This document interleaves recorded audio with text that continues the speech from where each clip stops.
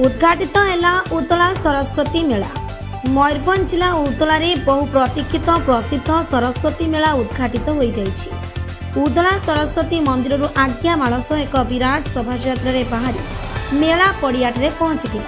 मुख्य अतिथि भाव उतला विधायक भास्कर मढ़ई, एनएससी अध्यक्षा प्रमिला पंडा जोगदी फीता काटी मेला को उद्घाटन करते।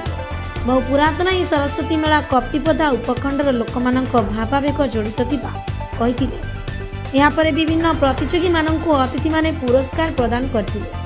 यह मेला आज आरंभ हो 13 तारीख पर्यंत हेबो बोली पूजा कमिटी पक्षरु सूचना मिली।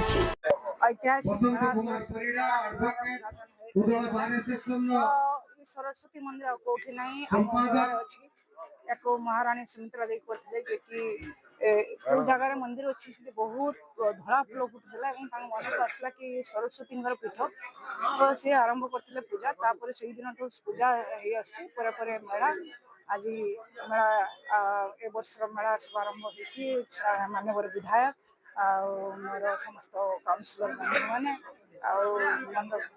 मेला कमिटर समस्त सदस्य सभापति समस्ते महा आनंद मेला को उद्घाटन कर समस्ते मेला को उपभोग कर बहुत दूर दूरांतर ए सरस्वती मेला को आसती लोक मैंने वर्ष सारा अनेक बसता कौ दिन सरस्वती मेला हम उदला आम जीव तो से उत्कंठा आज परिसमाप्ति होती समस्ते आसवे खूब भरपूर एंजॉय कर। माँ बागदेवी सरस्वती माँ ये उदला ये गोटे बहु पुरातन मेला आज तार उद्घाटन है। ये मेला भाईचारा संस्कृति परंपरा आधार विशेषकर आम राज्य एकमात्र मंदिर आउ एकमात्र सरस्वती माँ ये पीठ जोटा कि अन्य जगार देखा दिए ना।